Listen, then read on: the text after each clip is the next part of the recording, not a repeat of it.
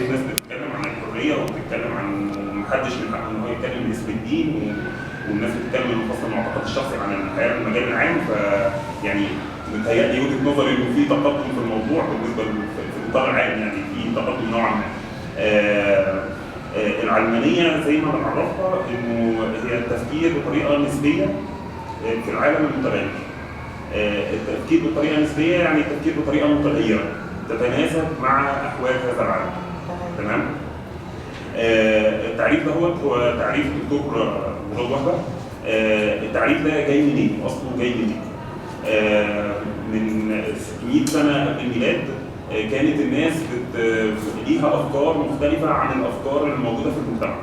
فبدات الناس تتكلم عن افكارها دهيت وتقول انه مثلا انه الاجرام السماويه هي اجرام عاديه زي الارض، فيها جبال وفيها وديان، وده مش شيء الهي.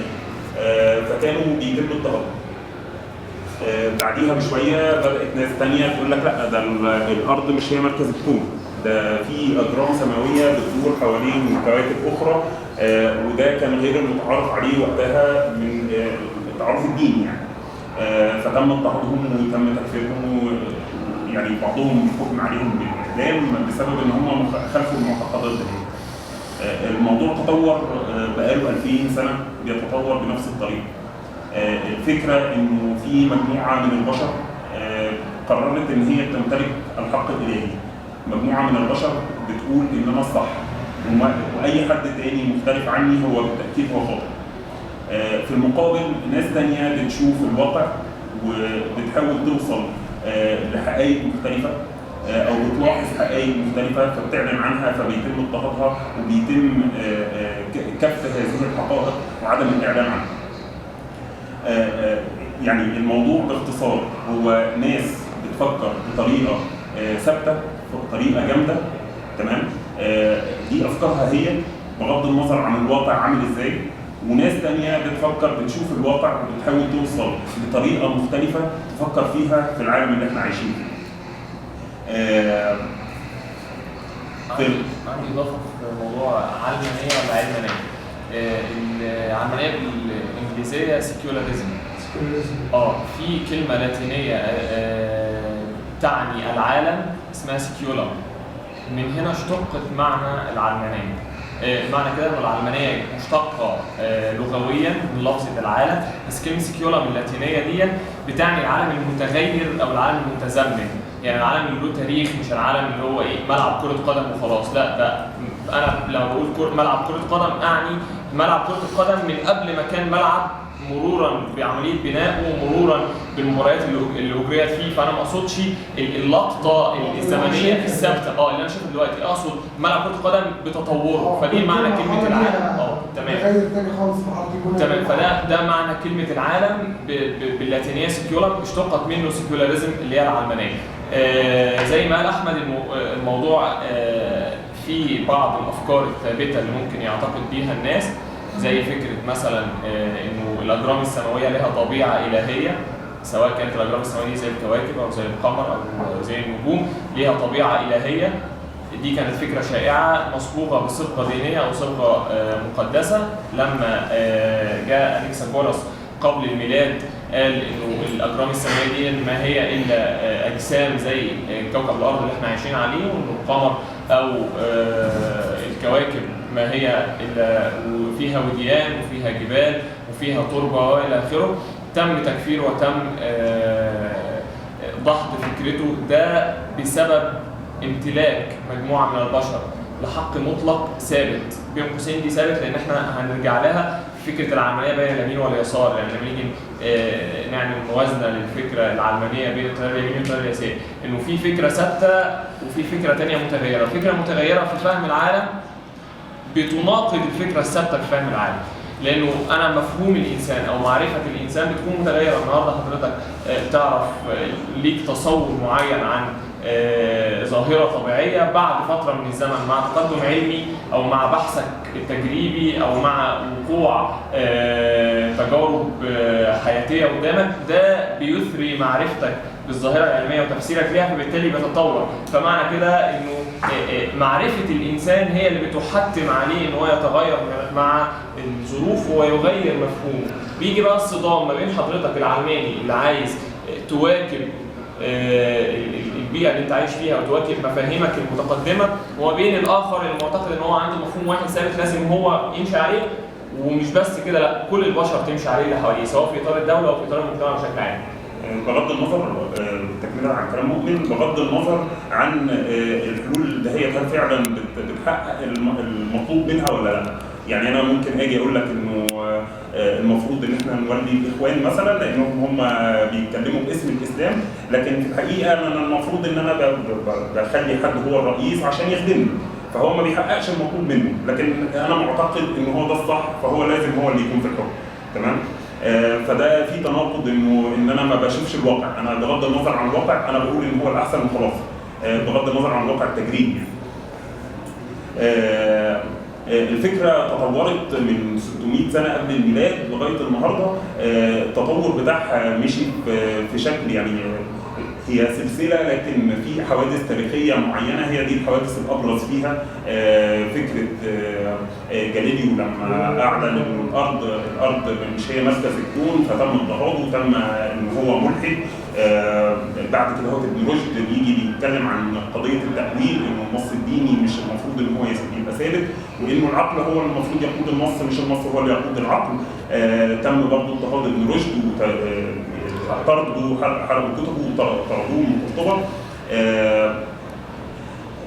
بس كان في المقابل كان بتظهر حركات في النص، الحركات ده هي كانت بتحاول ان هي تغير من مفهوم الدين، لان مفهوم الدين النظره الانسانيه والمعرفه الانسانيه هي المفروض هي معرفه متطوره. امبارح انا عرفت حاجه، النهارده انا بعرف حاجه مختلفه، بكره بعرف حاجه مختلفه، قيم الانسانيه بتتطور. فكان مجموعات او حركات اصلاحيه كانت بتظهر، كانت بتشوف الدين بطريقه مختلفه طبقا للواقع اللي هي موجوده فيه. بس كان بيحصل عندهم مشكله، انهم دايما بيفرضوا ان هم اصحاب الحقيقه المطلقه، وان هم الصح، وان هم اللي بيمتلكوا صحيح الدين. ظهر زي كده هو ظهر المعتزله.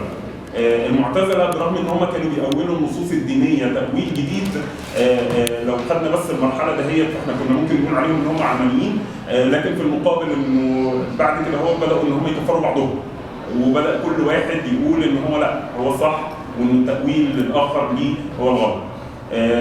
ظهر لوثر كينج مارتن لوثر في انجلترا، وكان عمل الاصلاح، حركه الاصلاح الديني في المسيحيه. برضه نفس الشيء، بعد حركه الاصلاح الديني اللي حصل في البروتستانتيه في المسيحيه بالمذهب البروتستانتي، كان بيرفض التأويل بعديه، وكان بيرفض اي حد بياتي بفكر مخالف فيه. فهنا المشكله بتتلخص في حاجه ثانيه اسمها الدogma. الدogma معناها ايه؟ الدogma هي مجموعه القواعد او مجموعه المبادئ اللي اي حد بيخرج عنها بيعتبر كافر او زنديق او ملحد او الدogma هي كلمه ظهرت من المجامع المسيحيه، اعلنت مجموعه مبادئ. مجموعه المبادئ ده هي اي حد بيخالفها هو خالف العقيده المسيحيه ويجب قتله. فهنا دي مشكله ثانيه، انه ناس كتير النهارده بتتكلم انه والله الاخوان لا دول ما بيتكلموش باسم الدين، هم مش فاهمين الدين. السلفيين لا، ده السلفيين مش فاهمين الدين. بس تيجي لما تيجي تتناقش معاهم وتقول لهم طب ما هو ممكن الدين يقبل تأويل تاني، كمان بتحصل عنده نفس المشكله، وبيقول لك لا ده انت خارج انت كمان بره.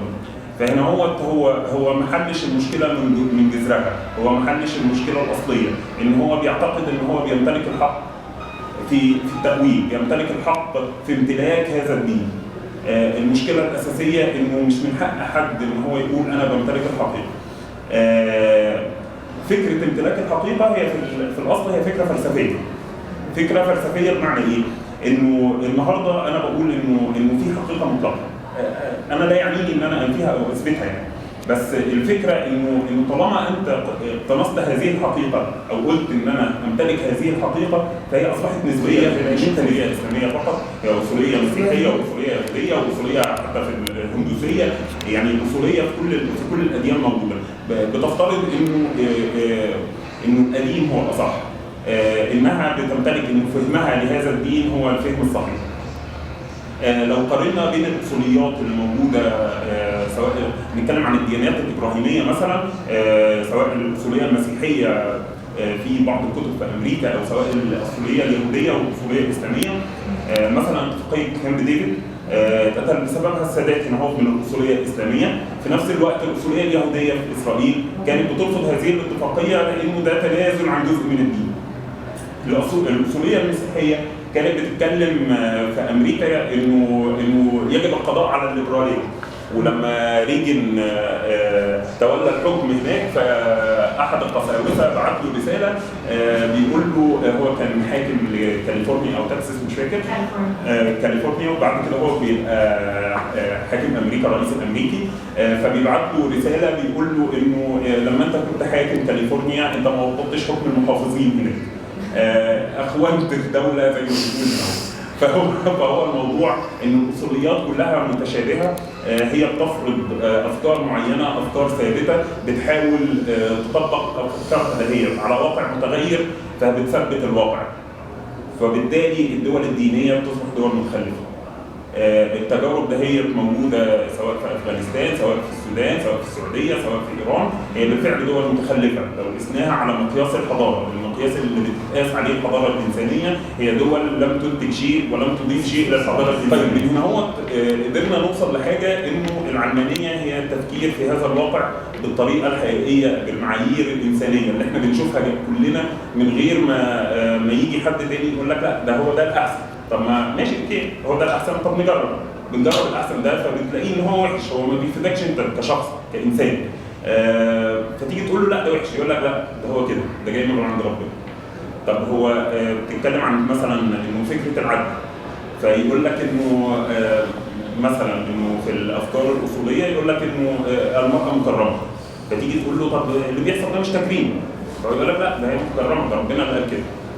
فهنا بقى في تناقض ما بين الواقع اللي حاصل، الواقع التجريبي اللي بيحصل، وما بين الافكار اللي هو بيسوقها، فبيسوق لك الافكار دهيت على انها الحق المطلق.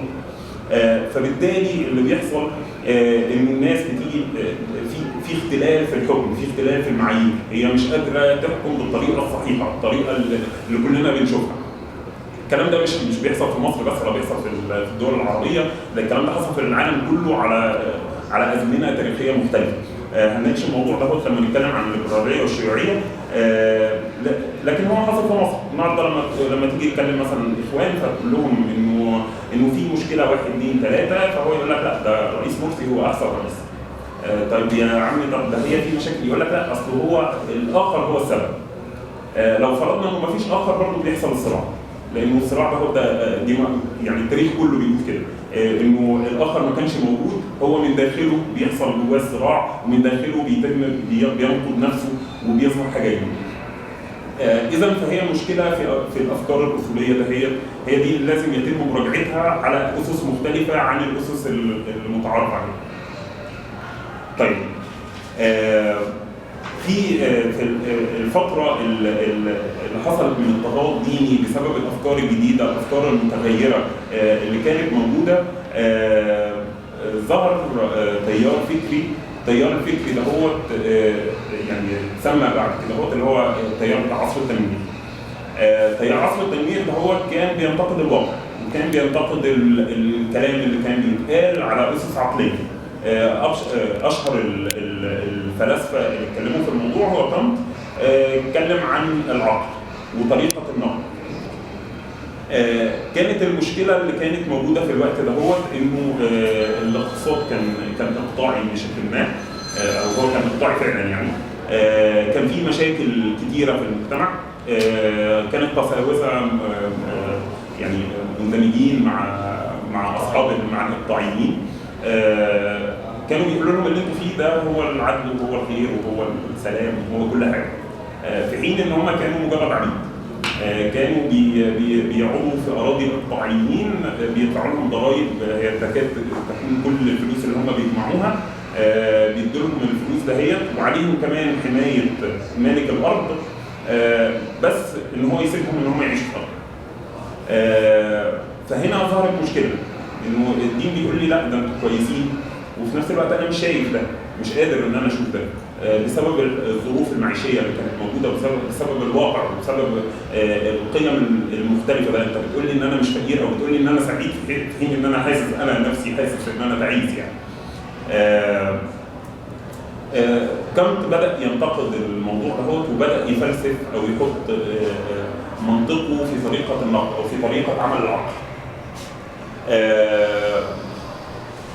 كتب كتابه نقد العقل الخاص، المحض، نقد العقل نقد العقل المحض. والكتاب دهوت هو اللي تأسس عليه افكار كتيره، وثقافه التنوير او الكتب اللي اتكتبت في مرحله التنوير دهيت هي الكتب اللي قامت عليها الثوره الفرنسيه. يعني اتمنى في موضوع في صالون تاني نبقى نناقش الثوره الفرنسيه والثوره المصريه، يعني عشان في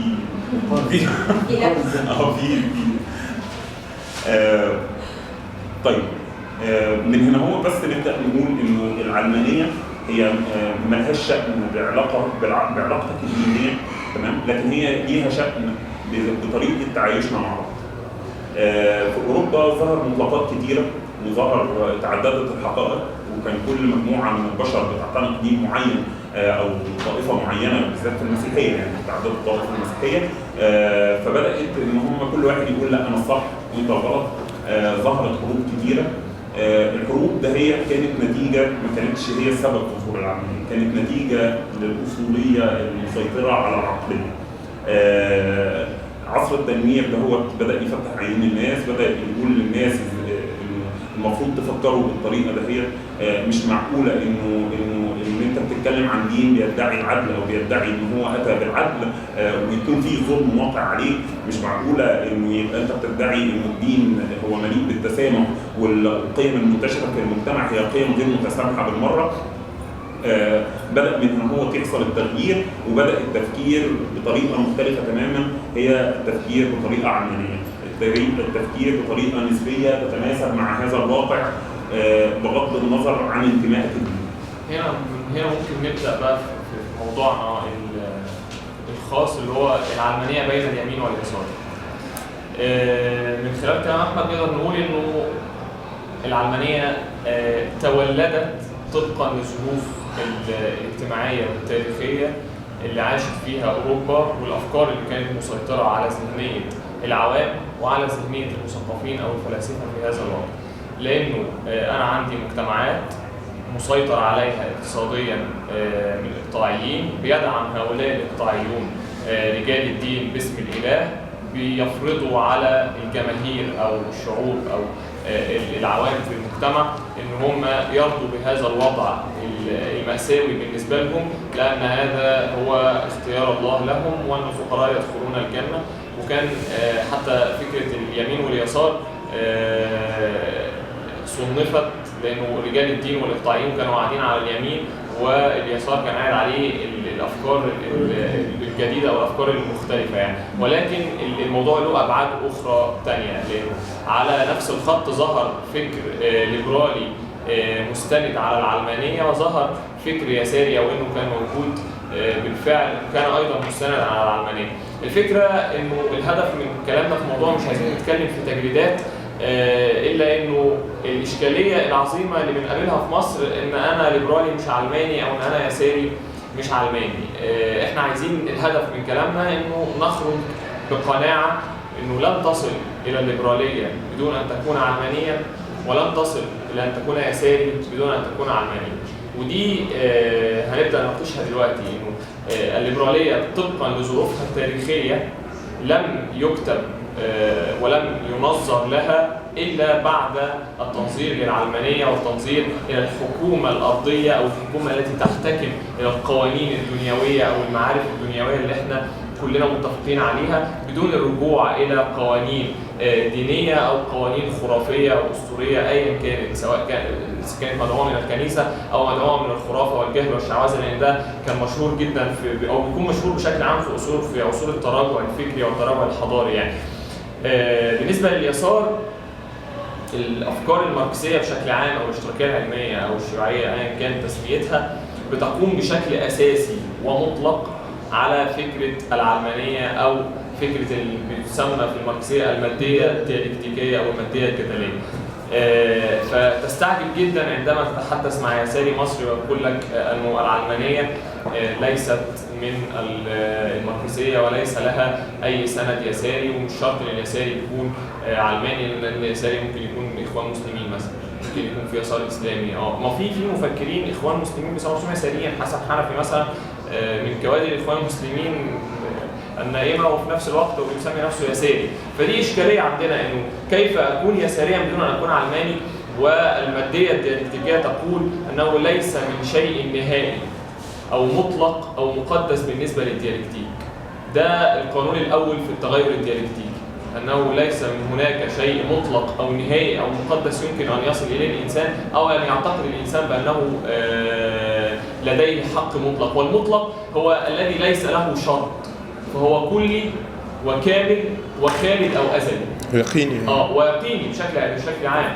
فهو كلي يعني وبدون شرط، سواء شرط اثبات على هذا المطلق اللي انت هتقدمه. يعني الاستاذ مثلا قال لي معلومه، فانا بقول له طيب دليل حضرتك على المعلومه دي يعني ايه؟ كده انا بفكر بطريقه علمانيه، انا محتاج دليل على المعلومه عشان اقتنع بيها. فهو يقول لي لا، المعلومه دي مش عايزه دليل، ده فطره مطلقه، سواء كان بقى ارسلها او ارساها الى الخرافه او ارساها الى اسطوره او ارساها الى فكره دينيه، او قال ان الشيخ ولا قال كده وقال ربنا هو اللي بيقول كده. كل هذه الاشياء هي الشرط قياس واحد في التيارات الدينيه او اصحاب المرجعيات الدينيه هم يكونوا دogمائيين، لان في افكار غالبا بشكل عام في التاريخ بتكون في عصور التراجع الحضاري ان الافكار الخرافيه بتتحول الى دogma، فبتلاقي الناس البسيطه في الشارع عندها قناعات غير دينيه وغير مستنده على اساس ديني، ولكنها بتكون قناعات مطلقه بالنسبه لهم. امثله كتير على الحاجات دي، مثلا ممكن نعتبر موضوع الحسد، موضوع الارض، موضوع مش عارف ايه، موضوع الخرزه الزرقاء وهكذا. فدي بتعتبر برضو افكار دوجماتيكيه. بالنسبه للافكار اليساريه في الفلسفه الماديه الديالكتيكيه، لا يمكن باي حال من الاحوال في طريقه تفكير الانسان. في البدايه خلينا نقول انه الماركسي بيؤمن بنظريه ماديه، انه فكره بيكون ناتج عن واقعه المادي المحيط به، اي ان فكره بيتشكل طبقا للمجتمع اللي هو بيعيش فيه او للواقع المادي اللي بيؤثر فيه. فبالتالي انا بنتج الفكره اللي عندي. مش معنى كده انه الفكره اللي بتظهر في عقلي او اللي انا بعبر عنها بكلامي دلوقتي دي مش بتكون ناتجه للوحي او للالهام او لافكار ما وراء الطبيعه وما الى ذلك. فبالتالي اذا كان فكري انا مرتبط بالواقع المادي اللي انا عايش فيه، فطبيعي ان كل افكاري تكون في حدود العالم، لان هو ده الواقع المادي، هو اللي انا عايش فيه هو الواقع المادي. فحتى وان كان الماركسيون لم يستخدموا في ادبياتهم مصطلح العلمانيه، الا انها متضمنه في داخل الادبيات الماركسيه انه التفكير بيكون في حدود الواقع المادي الذي نعيش فيه، اللي هو العالم الملموس والمحسوس اللي بنستقبله بحواسنا. فبالتالي عايزين بقى نناقش بناء على هذا الكلام انه كيف وصل اليسار المصري الى هذه الحاله المزريه من انه يناقض نفسه ويناقض نظرياته الاساسيه اليساريه في انه يرفض العلمانيه ويعتبر العلمانيه فكر برجوازي مثلا، او يعتبر العلمانيه انحراف عن المسار، او يعتبر العلمانيه ليست اولويه في الصراع الحالي. لانه انا عايز اقول انه معظم الحركات اليساريه الشابه او الحركات اليساريه القديمه او الاحزاب اليساريه يعني لا تضع العلمانيه باي شكل من الاشكال في اولوياتها. والأغرب من ذلك هو وجود تيار يساري في مصر من بداية القرن العشرين لا يعتبر الإخوان المسلمين فاشية ولا يعتبر الإسلام السياسي فاشية، إلا أنه تعاون معهم في بعض النقاط من التاريخ، وآخرها كان دعم بعض قوى اليسار لصعود محمد مرسي إلى رئاسة الجمهورية، منهم الاشتراكيين الثوريين مثلا. ده تناقض صارخ، إلا أنه الحزب الشيوعي المصري ممكن نستثنيه من هذا. الحزب الشيوعي من العشرينات وهو واخد قرار أو مبدأ أنه الإسلام السياسي يساوي الفاشية. فطبعا انتوا عارفين الفاشية بالنسبة للشيوعيين دي حاجة زي النار بالنسبة للناس اللي بيخافوا من النار يعني. فأصبح الشيوعيين في الشيوعيه فهو الحزب الشيوعي بيعتبر الاسلام السياسي هو الفاشيه، ولكن الغريب واللي بيعطل الموضوع هو الحركات الشابه التي ليست متشبعه بالنظريه ولا لم تفهم النظريه الماركسيه، ولكنها في نفس الوقت بتعتبر نفسها يساريه. دي اشكاليه. الاشكاليه الثانيه عند اليسار المصري هي اشكاليه الاولويات بالنسبه للقضايا العلمانيه. طبعا انا هكون متحفظ واتكلم في الموضوع ده لان الموضوع شائك، الا انه اليسار المصري بيعتبر اغلبه مش كله، اغلب اليسار المصري بيعتبر انه العلمانيه ليست هي القضيه التي تمثل الاولويه الاولى لمخاطبه الجماهير، وانه الجماهير لابد ان تشبع بطونها اولا. يعني انت لازم نشبع بطون الجماهير اولا وبعدين نبدا نناقشهم في كيف يفكرون. انا شايف ان الموضوع ده غير منطقي، لان احنا كده بنعزل فكره وعي الجماهير، بنعزل فكره انه ازاي انا اخاطب الجمهور عن الواقع. يعني ازاي انا هكون في طليعه ثوريه او اخاطب الجمهور حتى اقنعه او انبهه الى مصالحه الاقتصاديه او مصالحه الاجتماعيه، وفي نفس الوقت انا نفسي مش بفكر بطريقه صحيحه ومش بفكر بطريقه علميه. طب هو كده اللي مش هيحصل تغير طبقي، ده هيحصل تغير للاسوء، انه انا ممكن تحصل ثوره وفي نفس الوقت تبقى ثوره رجعيه. فدي اشكاليه عظيمه، انه ازاي انا ادعو الى ثوره وفي نفس الوقت افكاري اللي بدعو بيها لهذه الثوره افكار رجعيه. ما هي كده الثوره هتحصل كانها لم تكن. يعني ودي كانت من بعض اشكاليات ثوره 25 يناير، انه لم يصل الى الجماهير الفكره الاساسيه من الثوره، انه لابد ان يكون هناك تغيير للذهنيه وتغيير للواقع الاجتماعي. تغيير الواقع الاجتماعي هينشأ عنه تغيير للذهنيه، ولكن عندما يكون الداعي اصلا الى الثوره او المثقف او النخبوي او الطليعه كما يسميها اليساريون غير مدركين اساسا الواقع التقدمي اللي المفروض يظهر بعد الثوره، فدي هتكون نتيجتها كما حدث صعود تيار رجعي بعد ثوره كانت تحلم بتقدم الى الامام. ده اختصارا فيما يخص اليسار وعلاقته بالعلمانيه، انه اليسار في هذه الحالة لابد أن يكون علمانيا. في بعض الدول العربية هناك يسارا علمانيا حقيقيا منهم في تونس. يعني تونس من تقريبا من أقوى اليسار العلماني في العالم العربي هو اليسار التونسي، وبيركزوا فعلا على القضية العلمانية ويضعوها في أولوياتهم، واليسار المغربي كذلك. يعني نتمنى إنه اليسار المصري يأخذ. طب تجربة اليسار في فلسطين والأردن ما تصنفش إن هي قوية برضه؟ أنا مش عارف التجربة هنا هتصنف من هي قوية من كونها يسارية أو من كونها بتتبنى القضية العلمانية.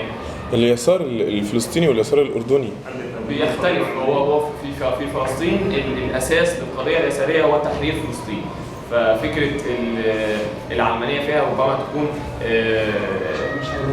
ما هياش أولوية بالنسبة لهم، إلا إنه في مثلا الجبهة الشعبية والجبهة الديمقراطية. الجبهة الديمقراطية يسار راديكالي ماركسي كما قال الكتاب. الجبهة الشعبية ربما تقبل الأصوليين في داخلها على أساس تحرير الأرض مثلا أو مقاومة الصهيونية، ولكن ما زال الصراع موجود حتى الآن. في اليسار الفلسطيني الصراع بينهم وبين حماس أو بين الإخوان المسلمين قائم، ولم يكن بينهم تلاقي يعني على مستوى الأفكار بالمرة في التاريخ. فبالتالي يعني نتمنى إنه اليسار المصري بعد أن يشفى من الأمراض المزمنة اللي هو عايش فيها بقاله فترة، إنه يدرك إن القضية العلمانية في حقيقتها ستكون داعم للقضية اليسارية، داعم لقضية العدالة الاجتماعية، ولن تؤخره ولن تعطل مشروع العدالة الاجتماعية الذي يحلم به اليسار. أحمد هيكلمنا عن علاقة العلمانية بالليبرالية في عملية نشوف فكرة الليبرالية والعلاقة الحالية بين العلمانية والليبرالية، الفكر الليبرالي وإشكالية وجود تيار قوي في مصر عددا إلا إنه لا يعترف بالعلمانية مع أنه يقول على نفسه أنه غير ليبرالي. كان مؤثر رئيسي في نشوء الليبرالية. بداية كانت أوروبا كانت بتمر بمرحلة إقطاعية اقتصادية إقطاعية. كان زي ما قلنا قبل كده إنه الإقطاعي هو مالك الأرض، هو اللي بيتحكم بكل شيء، وكان يتحالف مع رجل الدين. فكان رجال الدين زي الإقطاعيين ما كانش في فرق بينهم، لأنه كان بيروح لهم أموال سموها زكاة أو سموها أي حاجة، كان بيروح لهم عشر اللي بيطلع بيروح للكنيسة، وكانت الكنيسة بتحل كل ما يريده صاحب هذه الأرض طالما هو بيديها الأموال. بدأ في بعض نسميهم بلاش البرجوازيين، يعني مجموعه من اصحاب الاعمال كانت بترفض الشكل ده هو من النظام الاجتماعي بالشكل ده. حاول المجموعه دهيت ان هم يغيروا في هذا النظام وان هم يخلقوا نظام مختلف يراعي مصالحهم هم كمان. تحالفوا مع العمال وتحالفوا مع الفلاحين وتحالفوا حتى مع رجال الدين الاقل في التراتبيه الكنسيه. بدات الفتره دهيت كانوا بيحصلوا على انتصارات او مستحقات او حقوق بيسميها باختلاف الصفات. بداوا يحصلوا على الحقوق دهيت وبداوا مره بعد مره ان هم يقدروا ان هم يدخلوا تشريعات تعتبر تشريعات علمانيه بهدف الوصول لمساواه بينهم وما بين السلطه الدينيه وما بين الاقطاعيين. تمام؟ نشأت الثوره الصناعيه في اوروبا. الثوره الصناعيه في اوروبا كانت هي السبب الرئيسي لبلوره الفكر الليبرالي. الثوره الصناعيه لما حصلت كان يجي مجموعات كتيره من البشر بتيجي عشان تعمل في المدينه. البشر دولت الناس اللي بتيجي دهيت على اختلاف خلفياتهم الثقافيه والدينيه والعرقيه والجنسيه. وكان رجال الكنيسه كانوا دايما بيعطلوهم انه لا ما ينفعش ان انت تبيع هنا، ما ينفعش ان انت تشتري هنا. فظهرت كلمه شهيره جدا او مقوله شهيره كانت بتتقال في الاسواق: دعه يعمل دعه يموت. خليه يشتغل. بدأ يتبلور الفكر ده او الثقافه دهية في فلسفه جديده بتتكلم في الاصل عن الحريه. فكره الحريه انه انا ما ينفعش عشان النظام بتاعي يكون موجود او يكون قائم او يستمر فلازم النظام ده هو يبقى نظام بيساوي بين البشر بهدف الربح. دي النقطه الاولانيه. النقطه الثانيه انه انا عشان الناس دهيت ليها خلفيات ثقافيه مختلفه تماما عن بعضها فانا لازم يكون في حريه ليهم في اختيار اللي هم عايزينه وانا ما افرضش عليهم حاجه عشان يقدروا ان هم يشتغلوا وان هم يحققوا الربح اللي انا بطلب بيه. الفكره الثالثه هي الفكره الديمقراطيه. نشأت الديمقراطيه في ظل النظام الرأسمالي. نشأت دي في ظل النظام الرأسمالي لأن النظام الرأسمالي فيه اختلافات كتيرة بين الناس اللي راحت تشتغل في المدينة، فعشان يغير سلميا ما بين الناس دهيت ويحط لهم اللي هم عايزينه فيتغير النظام تبعا لأهوائهم أو تبعا لرغباتهم، فكانت لازم وجود ديمقراطية تغير بطريقة سلمية عشان الموضوع ما يقفش والعمل ما يقفش. من هنا بدأت تتبلور واحدة واحدة الفكرة الليبرالية مدعومة بالاقتصاد الرأسمالي. ما ينفعش أفصل الليبرالية بطريقة كبيرة عن الرأسمالية. ممكن تبقى الليبرالية اجتماعية أو يعني شكل مخفف من الرأسمالية يعني، لكن ما اقدرش افصل الليبرالية والقيم الليبرالية عن الفكرة اللي نشأت منها في الأساس وهي الرأسمالية. بدأ واحدة واحدة الموضوع يتطور لغاية ما تبلورت القضية أو الأفكار الليبرالية والقيم الليبرالية تبلورت وبدأت دول كتيرة بتقول إن هي ليبرالية. طيب إيه المشاكل اللي بتواجه الليبرالية الموجودة في مصر؟ المشاكل اللي موجودة في مصر حاليا في الوقت الحالي إنه الناس كتيرة بتطلع تقول إنه أنا ليبرالي بس مش علماني. والسؤال لما حد يقول كده هو يعني ايه ليبرالي بس مش علماني، فتساله السؤال ده هو طب هل ينفع تكون ليبرالي اصولي؟ الموضوع مش قضيه اختيارات بين متعددات، يعني هو الموضوع يا اما تكون علماني يا اما تكون ليبرالي. ده مش جزء من هي دي الحقيقه. انت بتختار بين بالظبط. هو انت بتختار بين نقيضين، اما تكون علماني واما تكون لا مش ليبرالي اصولي. اما تكون علماني واما تكون اصولي. مفيش اختيار ثالث. اما تفكر بطريقه مطلقه واما تفكر بطريقه علمانيه نسبيه متغيره. فكون ان هو يقول انا ليبرالي بس مش علماني، فهنا هو بنفسه كلامه بيحتمل التناقض، وده ما ينفعش، ده منطقيا مش صحيح. ان انت ليبرالي فبتدعو الى حريه الجميع، بتدعو عدم فرض رايك على الجميع، وبتدعو ان انت لا تمتلك الحقيقه المطلقه، انت بتقدس الانسان. ما اقصدش القداسه اللي هو بتصلي له كده، بس قيمه الانسان سواء في عقله او في جسده هي قيمه كبيره بالنسبه للافكار الليبراليه. فان انت تبقى تقول لا انا مش علماني، فانت هتقول ليبرالي اصولي، فانت مناقض لكل القيم اللي احنا اتكلمنا فيها، لكن انت عايز تفرض رايك. ما بقتش ليبرالي اصلا. انت بتشتهي ان انت افكارك هي اللي تنتصر، انت غير متسامح، فهنا هو في مشكله. عايز اقول مفارقه عجيبه امبارح، مفتوح طلع علينا بتصريح ناري، يعني تصريح ناري جاي من النار، ما هوش جاي من كوكب الارض اطلاقا يعني، ولا جاي من العالم اللي احنا عايشين فيه. لانه بيقول انا محافظ ليبرالي اميل الى اليسار. محافظ ده اقناع الاصوليه يعني، وكده اصولي ليبرالي يميل الى اليسار. فدي يعني هو كده ما جمعش المتناقضين، هو جمع 3 متناقضات يعني. دي مفارقه عجيبه من ابو الفتوح، دايما يخرج علينا بتصريحاته الغريبه. ممكن نلخص الفكر الليبرالي في كلمتين، هو سياده سلطه الفرد على سلطه المجتمع. معنى انه سلطه الفرد اللي جاي من خلفيات ثقافيه متعدده، الافراد اللي موجودين في المجتمع دول في المجتمع ده، على سلطه المجتمع اللي هي سلطه الاغلبيه اللي من خلفيه ثقافيه واحده. فهنا انه الفرد هو قيمته هي الاعلى. طيب في حاجات احنا مختلفين فيها، هننظمها ازاي؟ الليبراليه بتقول باختصار انه كل ما هو له علاقه بالجسد وكل ما له علاقه بالعقل هو ملك الانسان، هو حر فيه. لكن اللي هيخرج عن هذه الدائره ويمتد الى مساحه انسان اخر فعلينا ان احنا نتفق فيه.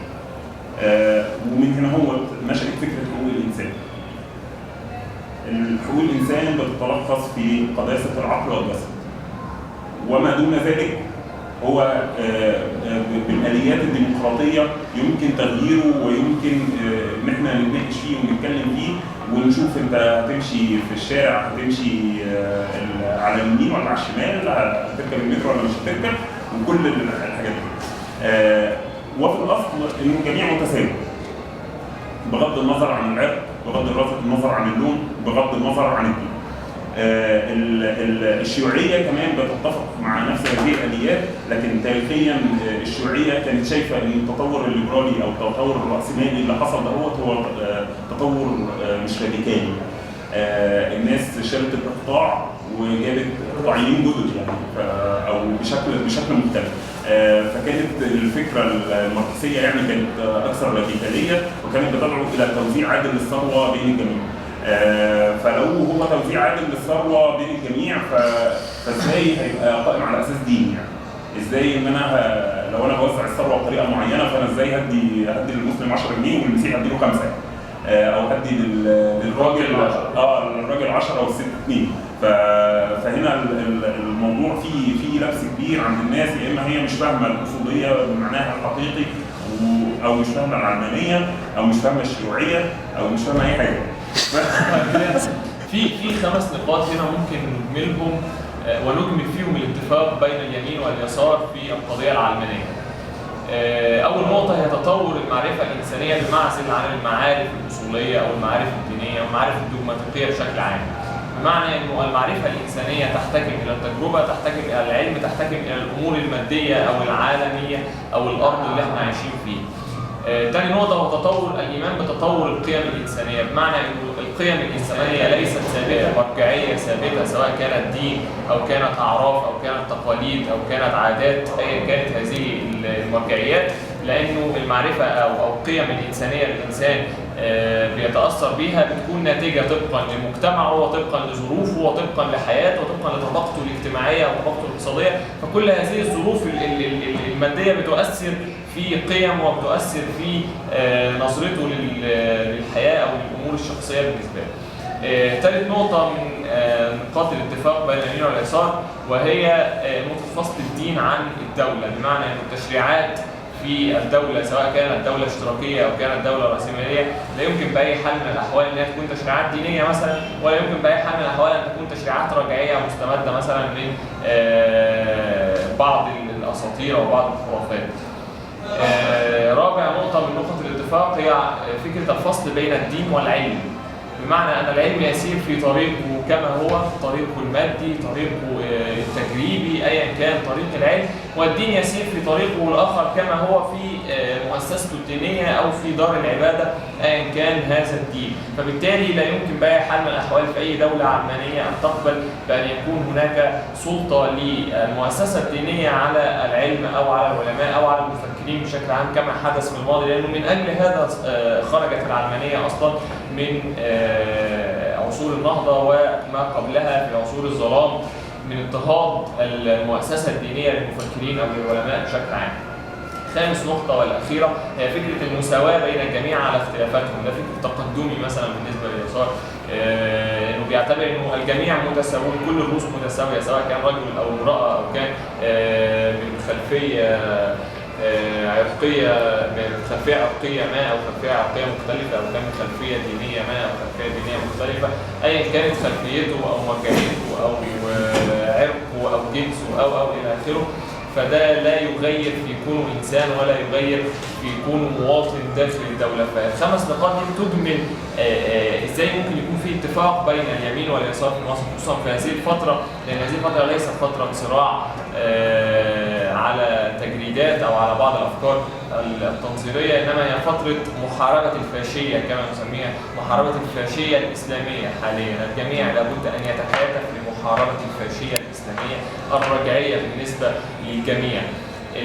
طبعا ده معروف إنه الليبرالية واليسار بيختلفوا في النظام الاجتماعي أو النظام الاقتصادي وتحديدهم لفكرة العدل والمساواة والحريات، الإيمان بالسوق الحر أو بالسوق المخطط والمنظم، تدخل الدولة في الاقتصاد أو أن الدولة ليس لها في الاقتصاد. كل هذه الأشياء مفروغ منها، هي فيها اختلاف ومقر به، ولكن ربما تجمعنا القضية العلمانية التي تحارب الفاشية الدينية لأنها ستأخذنا إلى الخلف. يعني الجميع يدعي أنه يريد أن يتقدم إلى الأمام، إلا الفاشية الدينية أو الأصولية الإسلامية هي تعترف أنها تريد أن ترجع إلى الخلف. يعني لما تتكلم مع سلفي أو تتكلم مع إخواني أو أصولي بشكل عام، هو يعترف أنه يريد أن يرجع إلى الوراء 1400 سنة للوراء، عصر الخلافة أو ما قبل عصر الخلافة كمان من 1400 سنة. يعني الخلافة لسه 1720 كانت موجودة، انما ما قبل ذلك ب 1400 سنة،